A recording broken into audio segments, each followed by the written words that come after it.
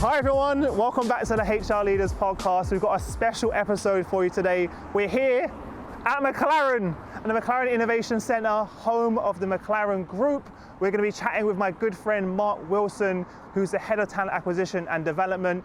But as always, before we start the video, hit the subscribe button, turn on the notification bell, and follow on your favourite podcast platform. See you in the video. Welcome to the show, Marc. How are you? I'm not too bad. Very excited that you're here. As you can see, audience, we're not in the HR Leaders studio today. Where are we today? We are in the McLaren Technology Centre in the outskirts of Woking, which is the headquarters of McLaren Automotive and the McLaren Formula One race team. Amazing. And honestly, it looks even better than it does on Google. It's a bit space age. It's quite an impressive place, both to work and to be able to invite people into. Which Does it ever get old to you walking in this building? Because like that wow factor of just...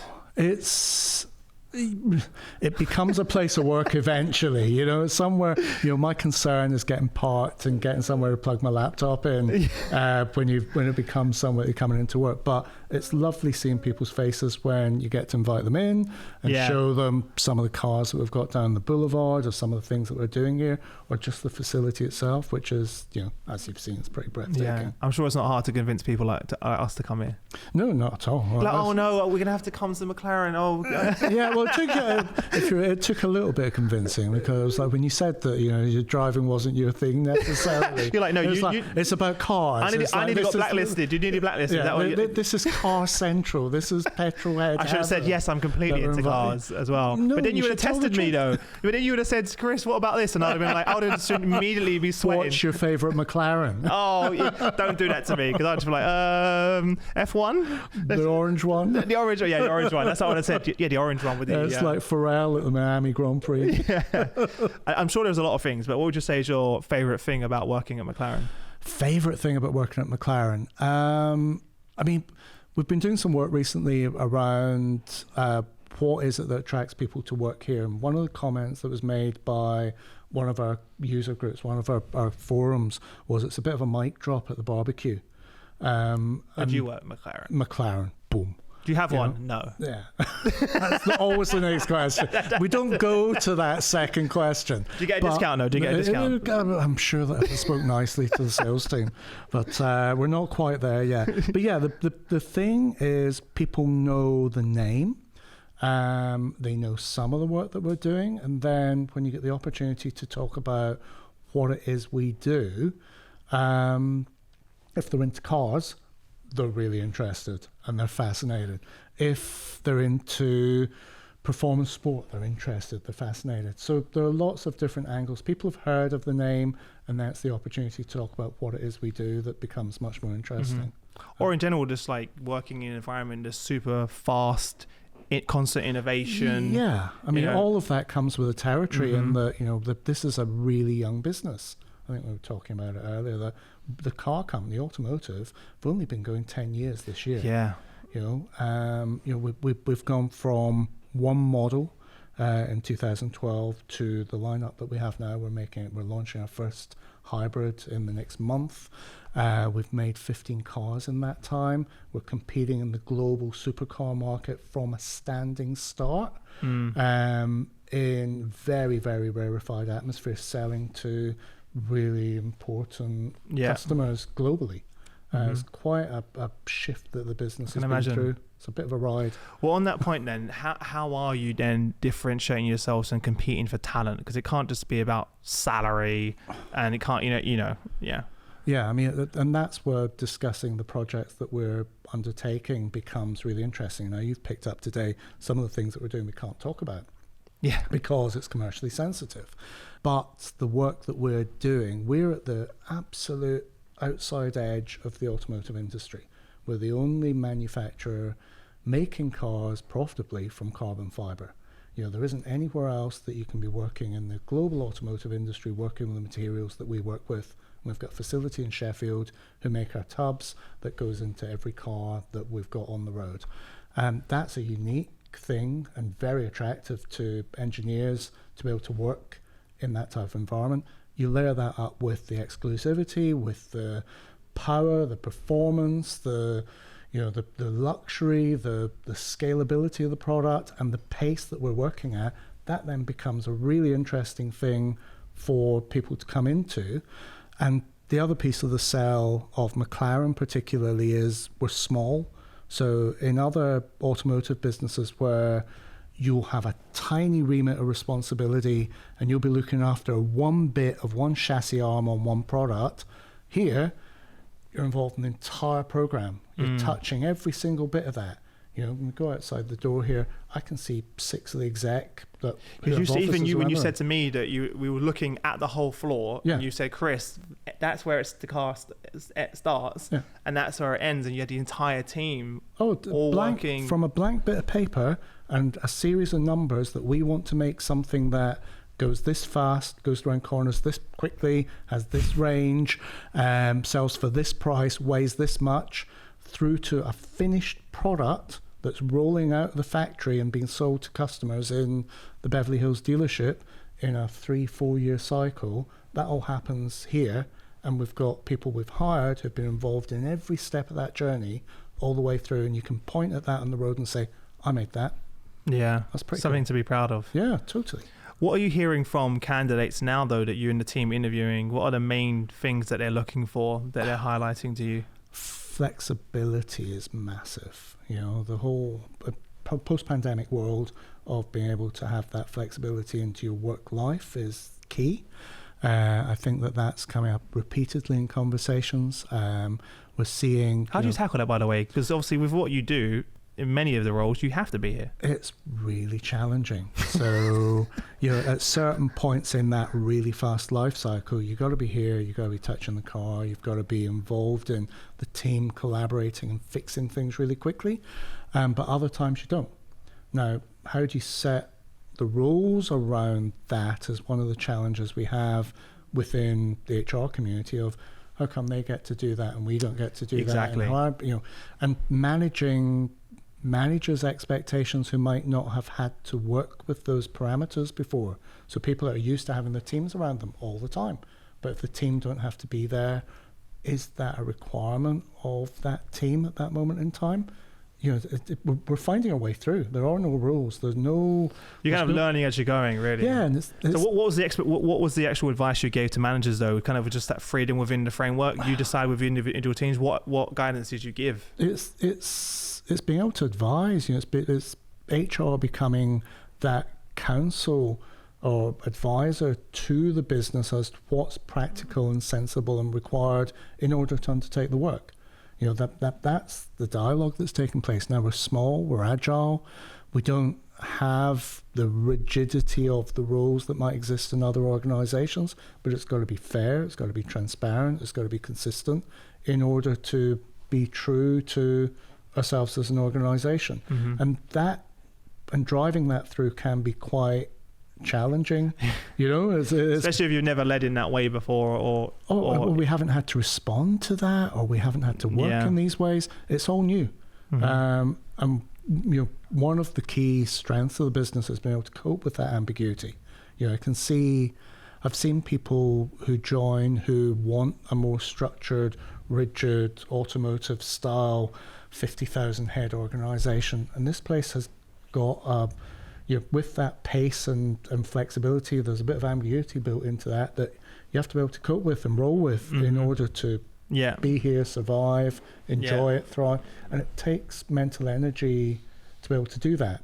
Mm-hmm. So these are things that you have to know coming in. And it's I get requests a lot of time from people saying, I want to work for McLaren. And it's like, know what you're coming into, know what this place is like, know what I get why you want to be involved and around the cool stuff that we're doing, but also know that with that comes a whole load of other things that you have to have your eyes wide open to in order for it to be an enjoyable experience for you. Mm-hmm. Because the brand's one thing, but the experience of being here is another. Yeah, I'm sure people get caught up with the shiny lights, all of them, of course, everything around that, and they're like, whoa, this is very fast-paced, innovative. I've got a load of responsibility. I've got to do a thing. I've got to be in that meeting. I've got to get an output from that. That bit has to be done and completed to go through to the next gateway, so that those people can do their thing and get that car shipped to the next stage in the gateway. All of that. Yeah. But if it floats your boat, it's great. It's immense. You get more experience here than you could ever imagine. But the downside of that is you're on it. How do you assess for that in the recruitment process? How do we assess for that? I mean, it's some of it's based on expectation management. So just saying out front, this is okay. Yeah, this is what it is. I've always felt that any recruitment process, it's imparting that information as much as possible, dispelling any myths, overcoming any preconceived ideas, and say this is the reality of what this is about. Are you comfortable with that? Can you give me an example of how you've done that thing? Can you tell me what you've done in a situation that you haven't been able to get the thing that you want? Those type of examples that you get from candidates, you can tell quickly whether that's... Have you had people like to self-select out then? Yeah. Actually, no, this is probably not for me. Have you quite often, and hopefully in as early a stage as possible in the nicest possible way, because if you get 3, 4, 5 stages down the pathway, you've incurred a lot of personal investment to get to that point, and you'd rather know this is what it's like here, and it's best for both parties. It's a win-win, really. The last thing you want to do is, because you get many organizations who like to talk the talk, and then you get into the business and you're like, well, this is not what I signed up for. This is not the culture which was described. This is not the experience as described. There are lots of unwritten rules here, or hang on a minute, this isn't, this isn't what it says on the tin. I've been in that situation myself, and you have to make the most of it for yourself, But knowing what you're coming into, knowing what it's like, and then being authentic in that messaging, so that the lived experience is what it looks like outside is key. Yeah. I know a big part of your journey has been around digital transformation. How has technology changed your talent management strategy? Well, or impacted? I mean, candidate scarcity is a major thing. We were talking earlier about, every automotive manufacturer in the world has to meet the same compliance in order to sell in certain markets. That means every car company is after the same skills. So you have to take a different approach to advertised response and having people coming in, knocking on your door, to knowing who these people are to begin with and reaching out to them and inviting them in. So a CRM-led approach is key. Talent pooling, that marketing crossover with the recruitment function is a key change in that approach, and technology enables it. It doesn't drive the approach necessarily, but you have to be able to safely and securely have people's details, to be able to communicate with them in the way that they choose, to be able to get that information out to them and determine what their response is to that information. Would you say that was the biggest challenge? What was the biggest challenges when you were assessing it as a team? What did you identify as the biggest challenges that you needed to overcome, or that you needed to? Initially, the key piece that we looked at when we were bringing in the new tech that we brought in last year was simplifying the process for hiring manager. Hiring managers are not hiring managers. I hate to say this to an audience of HR professionals. They're all nodding, they're all listening going, yeah. Hiring managers are hiring managers for about 2 seconds in their year. I ran some data at one organization, and every hiring manager that we dealt with hired 1.2 times a year in that organization. So they're using the system once, so it's got to be really simple. It's got to be slick in terms of the approvals process. You don't want to be chasing things it's a lot of money you're spending when you're hiring somebody, but that has to be efficient. So changing the running order on our approvals from a sequential process to a parallel process knocked 20 days out of the time it took to approve a role, which meant that we could get to the role quicker, we could promote the role quicker, we could be putting candidates forward quicker, they can be getting interviewed quicker. All of that means that you're quicker to market, back to the agility, means that you can get people who want to work here in front of somebody, get them selected, and if successful, get them hired, and if not, you can let them know why they're not successful and give them decent feedback on that process. So that has been the biggest change, that 20-day cut in the approval step, and then the speed that we're able to process candidates, in a nice way with great candidate experience through to selection has been one of the key points. Yeah. What was you doing before? Was it like Excel? No, we were dramatic, but I mean, what were you using before? We were using another ATS. We were using a large ERP system. Okay. Which was so fine. Why the change then? Well, the change, we came to the end of our contract. Okay. No. And we were looking at products that offered the ability to change things. So you wanted some customization as well? Yeah, and as things change, as we change our processes, to be able to be agile. Make those step changes in our hiring process, rather than having to put in a request, put it in the stack, wait for the developers to make the change, chase the developers, all that stuff. Be able to go into the system and then make the changes and change the data set or change the process or change the workflow, and then it's done.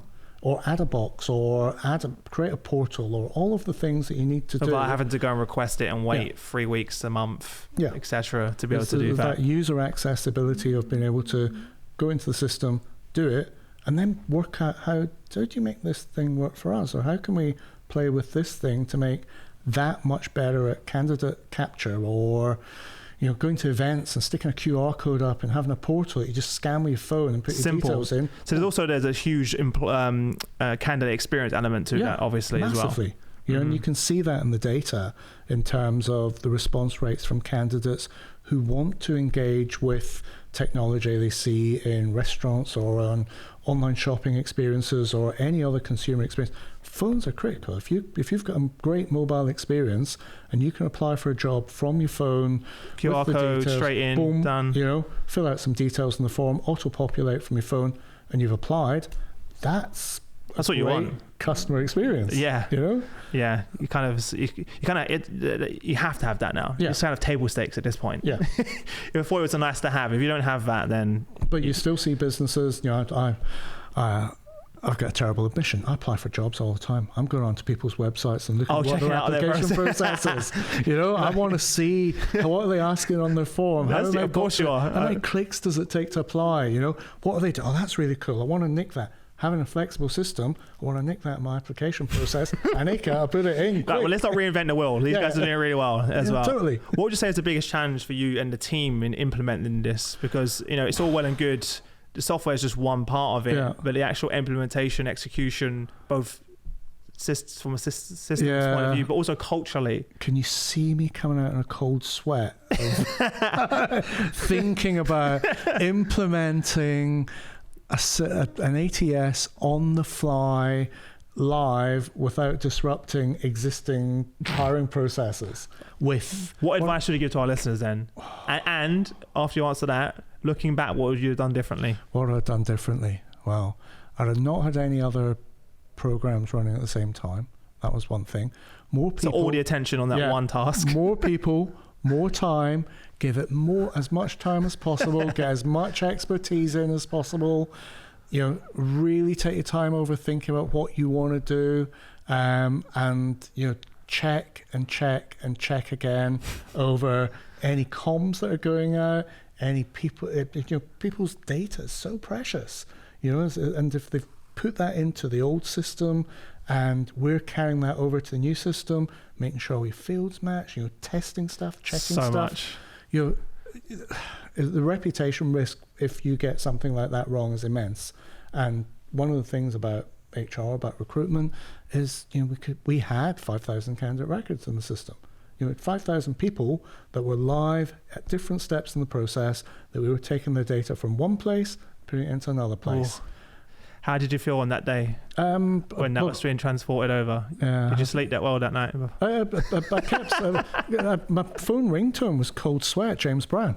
I was literally what. I'm imagining the night of that. I'm sure it would be reported in one go, right? I bet you. It was hitting the button. Please. First files have got in. Check them. Yeah. Lots of that. Also, you only get that one chance to make an impression. Yeah.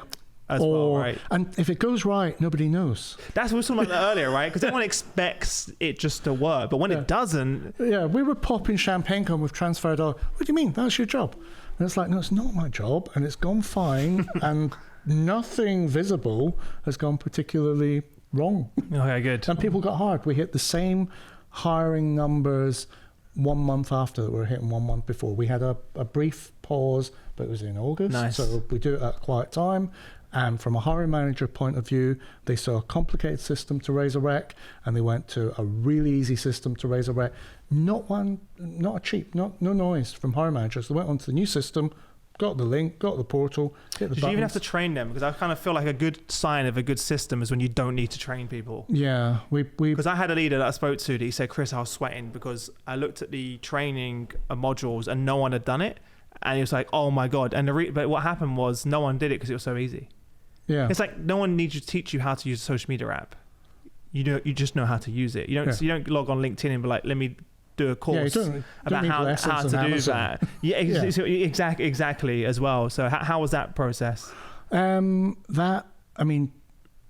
some great support from the comms team, Anna McCabe and the ops team particularly worked on the communication out to managers, clearly articulating every step in the process when they needed to do stuff. We had the internal comms team writing all of our comms. They were communicated to death. They had links. They had everything they needed to be able to. And then there was the team supporting, being able to answer any queries that came through. And it wasn't. What do you think? What worked the most when it comes to communicating? What do you think was because you communicate through many channels? Yeah. What do you think is the most effective way? Depends on the individual. Some people read some people read the emails. They read the emails, follow a script, see what they have to do. Fine. Some people need to be shown. They have to physically see it, kinesthetic learning. They have to touch, see, feel, have any questions answered. Some people just want to play with it.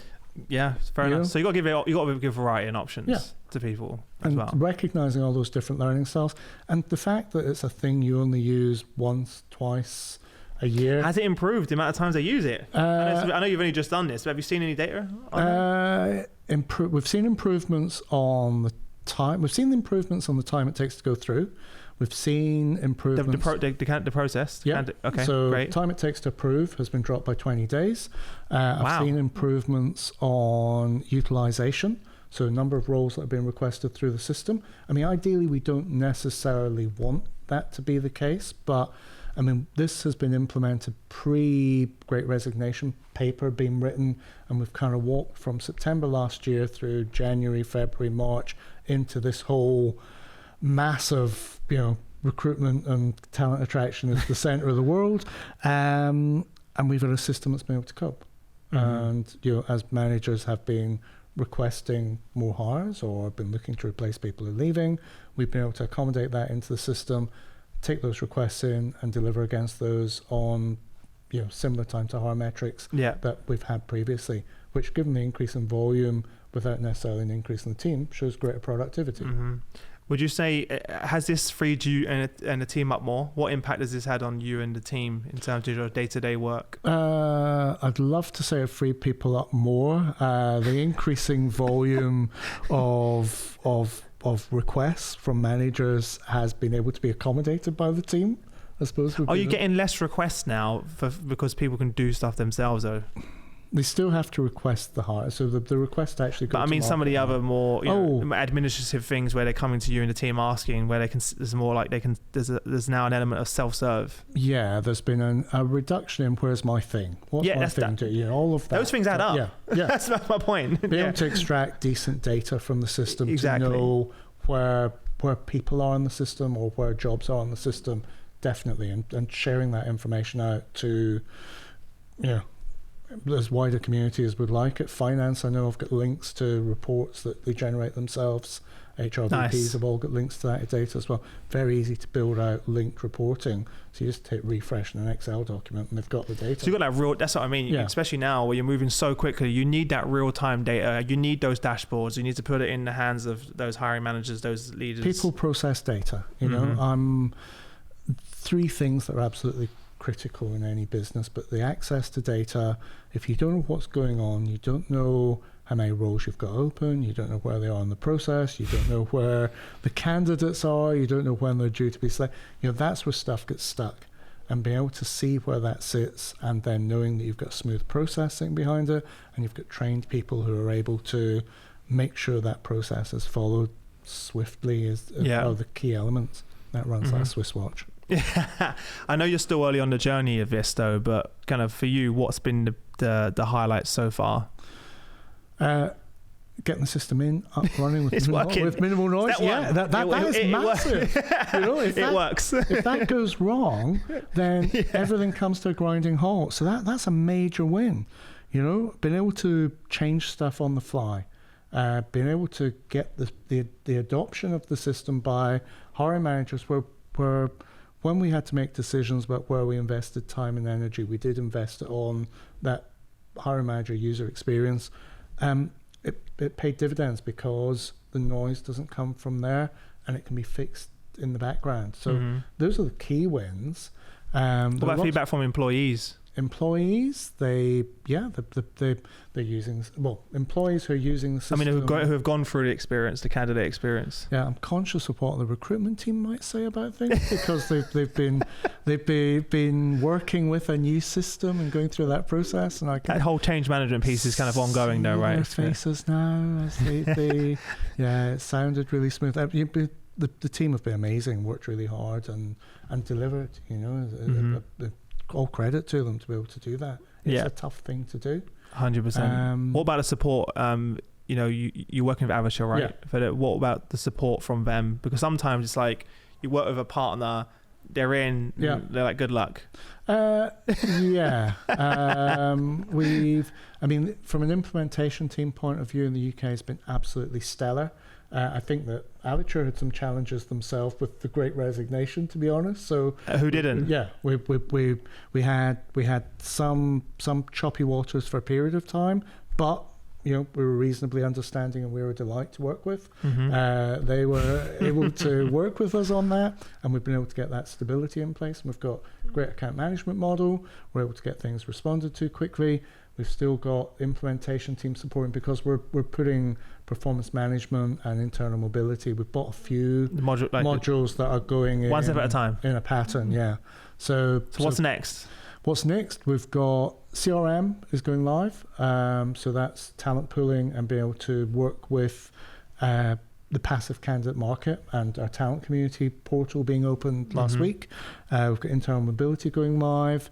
Performance management is up and running at the moment. So we've got lots of things in the mix just right a little bit busy. Yeah, totally. Just combined with a car launch and new CEO and EVP and all the other things. Yeah, we even spoke about it. So you got a new CEO joining. Yep. Amazing. So, can we talk about that? Are we allowed to talk about that? Totally. Yeah. So Michael Leiters, he's joining us on the 1st of July. He's joining from another car company. I was about to say, are you going to save that? The other car company. He's worked for a couple of other car companies, actually. Yeah. So very excited about him joining. And he's going to bring a lot of expertise and knowledge from across the industry. We've got a new employee value proposition that we've been building out, and we're waiting for Michael to join for his input into that. Why now? Why relook at that now, revisit that? We're looking at that. We're really looking at it for the first time. So consolidating. There've been a lot of unwritten elements to what it is to work at McLaren, but writing it down and consolidating that into a message that everybody buys into and subscribes to, and that we can then broadcast internally and externally, is a massive thing. Yeah. How did you go about doing that? Wow, we've been engaging with partners.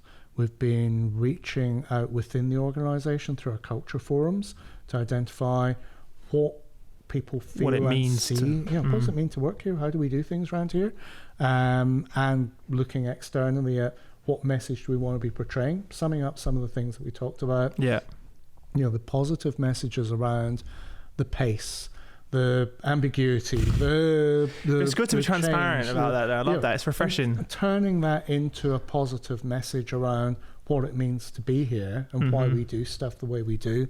Getting that messaging right in order to make it not only sellable but authentic and real, and give the handrail, the identifying points about what it is to be in this organization, because the building's great, The cars are fantastic to see. We're doing lots of cool stuff everywhere. But what is it about being here? What is it that's different about being here over being in another organization? And how do you consolidate that? And how do you tell that story? That's key. And that's why Michael wants to be part of that storytelling element, because it's got to be his story as well. Yeah, I love it. Last question. It's been a tough few years to be in a position of a head of talent acquisition and development. Yes. And which one is in any role, let's be honest, in any role, HR, any role in general. For a 24-year-old as well. You've aged a lot in the last 2 years. It must have been stressful. Before I joined. Thanks for that. 2 years to take this toll on you if you're 24. Yeah, school leaver. What advice would you give to your peers out there right now? Because it is kind of feels like the Wild West sort of. We're talking about the war for talent. It seems there's a lot going on right now. The war for talent. God, is there even a war for talent? I've been saying that since for 15 years, and all of a sudden, War for Talent was a book. You know, it goes. That's .com era. What's it like? Recruitment, talent acquisition has always been in the background. I used to describe it as HR's equivalent of taking the bins out. It was the job nobody wanted to do. We're now front center stage. Yes. You know, this is the most important thing. My directors are wanting to know about talent insight reporting. They want to know about talent mapping. They want to know about talent pools. They want to know about what are we doing. They're coming to you now. I had a conversation last week with somebody very senior in the business. And it's like, which advertising mechanism we're using? And they reeled off a couple. And it's like, no, because that's appropriate for this market, this market, this market. We do this, and we've got this plan in place to do this thing. You know, it's great that there's that level of interest in what we do. And you know how much the industry's developed over the last 10 years. You know, the technology revolution, the number of products that are available that can assist, bolt onto your system using APIs and be useful for a particular project or a particular thing. All of that happening under the radar and now being brought bright out center stage. What can we get that can do this? Okay, there's this. And that has this advantage, and this will do this thing, and that will be able to feed that into that, and then that will give you a pile of people. Mm-hmm. Why didn't we know about this before? Because nobody asked, and we were cracking on with it, doing it anyway, trying to get the budget. It's expected that it just happens, right? Yeah, but having the message to colleagues, the message to the industry, everybody I speak to knows this. We're in the bright shining lights now, which is great.